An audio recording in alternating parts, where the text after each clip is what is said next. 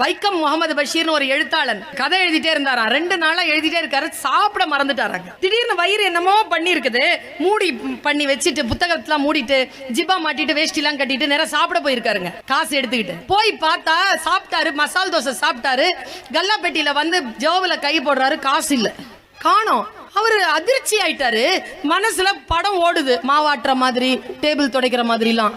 அந்த கல்லாப்பெட்டிக்காரங்கிட்ட போய் சொன்னாராம், ஐயா நான் ஒரு எழுத்தாளன், சாப்பிட்டேன், காசு கொண்டு வந்த ஞாபகம் இருக்கு, இப்ப இல்ல, கொஞ்சம் வெயிட் பண்ண, நான் வீட்டுல இருந்து போய் கொண்டு வந்துடுறேன்னு. கல்லாப்பெட்டிக்காரன் சிரிச்சானாங்க. வைக்கம் முகமது பஷீர் எழுதிக்கிறேன். யாரடா ஏமாத்த பாக்குறேன் நானா டா சொன்ன உடனே இவருக்கு அலர்ட் ஆயிட்டார். வயசானவர், இல்லப்பா உண்மையா தான் கொண்டு வந்தேன், யார் கட்டடா போய் சொல்றேன்னு ஆரம்பிச்ச உடனே நான் என்னப்பா செய்யறதுன்னு கேட்டிருக்காரு. திரும்பி பார்த்தா 60-70 பேர் சாப்பிட்டு இருக்காங்க அந்த ஹோட்டல்ல. அவர் சொல்றாரு, சட்டையை கழட்டுடான்னாராங்க. ஒரு நடுக்கமாயிடுச்சான் அவருக்கு, சட்டையை கழட்ட சொல்றானேன்னு. திரும்பி பாக்குறாரு, 70 பேரும் வேடிக்கை பாக்குறாங்க, சாப்பிட்டு இருக்காங்க. வைக்கம் பஷீர் சொல்லுகிறார், என் சட்டையை கழட்டு என்று ஒருவன் அவமானம் செய்கிறான், 70 பேரில் ஒருவருக்கேனும் 2 ரூபாய் கொடுத்து என்னை காப்பாற்ற வேண்டும் என்று தோன்றவே இல்லை, அவர்களுக்காகத்தான் நான் எழுதி கொண்டிருக்கிறேன் என்று சொல்கிறார். எழுந்திருச்சு அவன் அடிக்க வரும்போது சட்டையை கழட்டி வச்சிட்டார். அடுத்ததா அவன் சொன்னானா, கல்லாப்பெட்டிக்காரன் சொன்னானா, வேஷ்டியை கழட்டுடானா.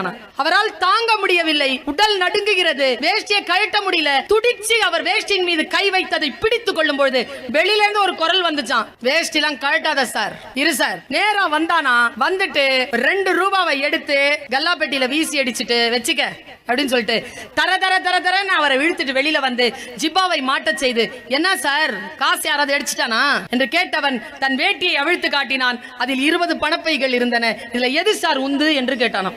அவர் அதிர்ந்து போனார். அதில் அவர் பணப்பை இல்லை. அவன் வைத்துக் கொண்டு இல்லையா சார் என்று நடந்தான். என் கண்கள் பணித்தன, என் உடல் நடுக்கம் தீரவில்லை. அவனை அழைக்க வேண்டும் போல் இருந்தது. அவனிடத்தில் நான் ஏதேனும் சொல்ல வேண்டும், எனக்கு அவன் பெயர் தெரிய வேண்டும், ஆனால் அவன் கண்ணில் இருந்து மறைந்து விட்டான் என்று சொல்லி வைக்கம் பஷீர் முடிக்கிறார். அவன் யாராக இருந்தால் என்ன, அவன் பெயர் எதுவாக இருந்தால் என்ன, என்னை பொறுத்த அளவில் இந்த வினாடியில் அவன் பெயர் 2 தான், ஒன்று அறம், இல்லை என்றால் கருணை என்று எழுதுகிறார்.